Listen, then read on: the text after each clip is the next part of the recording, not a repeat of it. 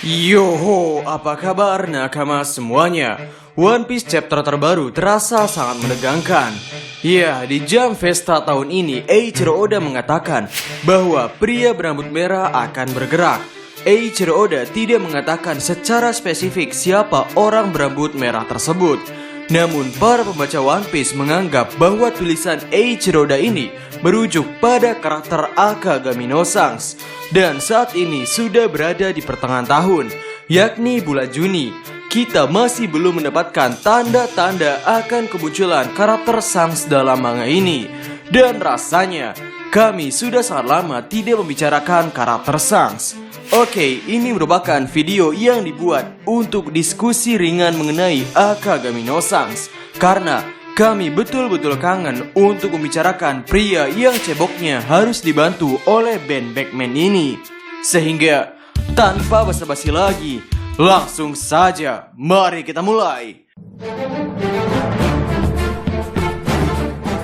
Akagami no Shanks. Shanks adalah orang yang sangat dihormati oleh Monkey D. Luffy dan Portgas DS. Bagi nakama yang pernah menonton video kami mengenai Shanks adalah petinggi tertinggi dunia bawah, pasti mengerti betapa berartinya sebutan bos atau Okashira pada diri Shanks. Banyak poin yang menunjukkan bahwa Shanks adalah petinggi tertinggi dunia bawah. Untuk poin-poinnya silakan nakama menonton video tersebut. Di sini kami hanya akan menyinggungnya sedikit. Orang-orang yang memiliki nama besar di dunia bawah pasti memiliki klien yang gila-gilaan. Seperti contoh, Doflamingo. Ia adalah salah satu broker dunia bawah. Dan klien dia adalah seorang Yonko bernama Yonko Kaido. Wow, ingat Dovi hanyalah seorang Shichibukai yang memiliki nama di dunia bawah. Tapi klien dia adalah orang yang ada di atasnya. Sehingga di sini kami kepikiran, jika memang Shanks adalah salah satu bagian dari dunia bawah, atau bahkan mungkin orang dengan nama terbesar di dunia bawah, kira-kira klien atau pelanggan seperti apa yang akan dimiliki oleh Shanks ini?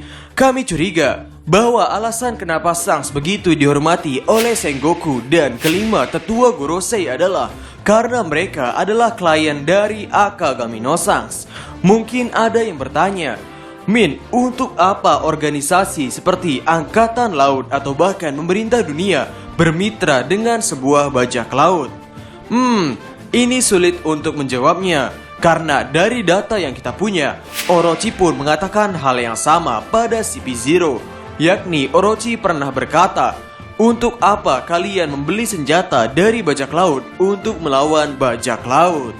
Sebuah kehormatan. Kami pikir Angkatan Laut ataupun pemerintah dunia bukanlah orang-orang yang menghormati orang lain dari kekuatan lawan yang mereka miliki. Maksud kami, di arc Wano Kuni ini kita digambarkan karakter seperti Kaido, karakter kuat yang sangat menghormati musuh yang ada di hadapannya. Semakin kuat musuhnya, Kaido akan semakin menghormatinya. Dan apakah Angkatan Laut atau pemerintah dunia sama seperti itu? Menurut kami tidak. Justru ketika ada kekuatan yang besar, mereka akan lebih memilih untuk langsung memusnahkannya. Karena tentunya kekuatan dengan skala besar bisa mengganggu kedamaian dunia jika tidak digunakan dengan baik. Dan dari pihak pemerintah dunia, jangankan menaruh respek pada musuh, Gorosei dan Akainu yang notabene-nya memiliki visi yang sama saja, mereka tidak akur. Ketika pertemuan Gorosei dan Akainu diperlihatkan, kita melihat bahwa mereka saling adu mulut.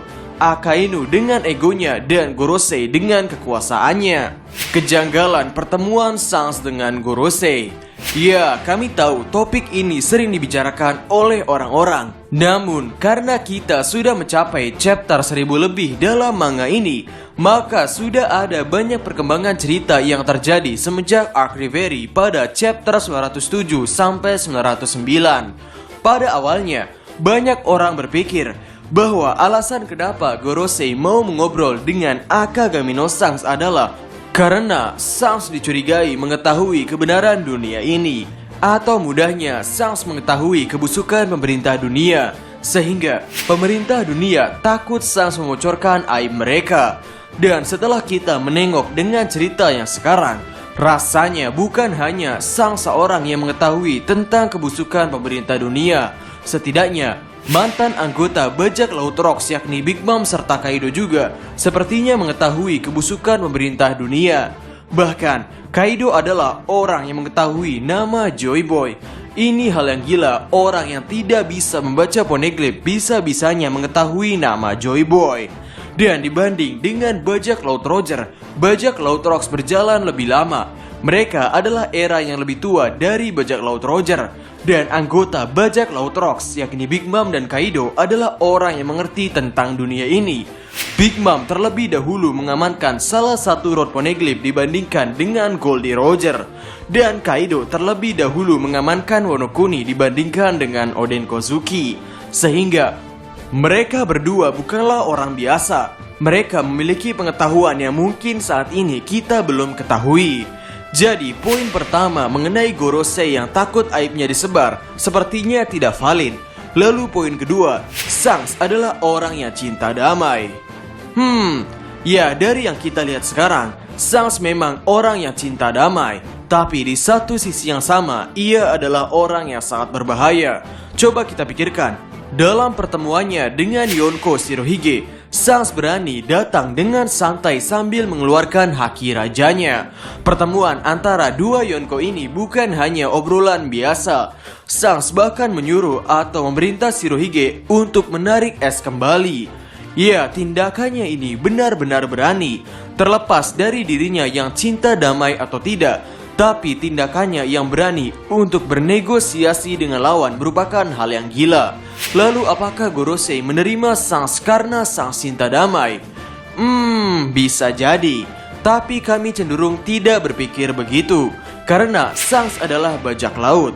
Maksud kami, dalam cerita ini, kelompok bajak laut Shanks adalah orang yang menunjukkan bagaimana seorang bajak laut sebenarnya beraksi. Sebagaimana pada episode awal di mana Lakiro datang dengan santainya menarik pelatuk dan membunuh salah satu bandit gunung. Dibanding dengan Akagami no Shanks, menurut kami bajak laut Luffy lebih cinta damai. Sehingga kesimpulannya, bagi nakama yang sudah menonton video kami tentang Shanks adalah petinggi tertinggi pemerintah dunia, mungkin paham betul hubungan Shanks dengan Yakuza dan kaitannya dengan konsep dunia bawah One Piece.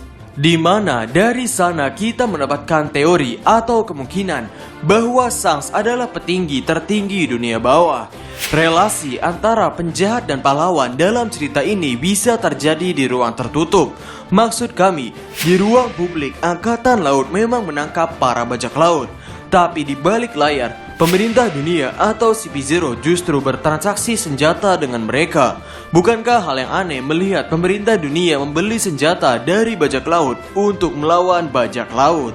Sehingga dengan adanya fakta seperti itu, relasi antara orang baik dan orang jahat sepertinya bisa terjadi dalam dunia One Piece. Dan kami curiga alasan kenapa Sengoku menghormati Shanks, alasan kenapa Gorosei menerima ajakan obrolan Shanks adalah karena mereka mengenal baik Akagami no Shanks, yakni dari dunia bawah, yang bisa jadi organisasi sebesar Angkatan Laut atau Gorosei adalah klien dari Akagami no Shanks. Ya, jika memang Shanks bagian dari dunia bawah, mungkin klien dengan nama sebesar itu bukanlah hal yang aneh. Mengingat Doflamingo yang skala kekuatannya sebatas Shichibukai saja bisa memiliki klien yang di atas dia, yakni sekelas Yonko. Sehingga itu saja video untuk hari ini. Mungkin isi dari videonya tidak terlalu banyak, namun kami sangat berterima kasih pada nakama yang ingin menonton video ini sampai habis. Bagaimana menurut nakama semuanya? Berikan komentar kalian atau berikan koreksi kalian semua atas teori kami tersebut di kolom komentar di bawah. Jadi, kami Diskus OP dan terima kasih banyak.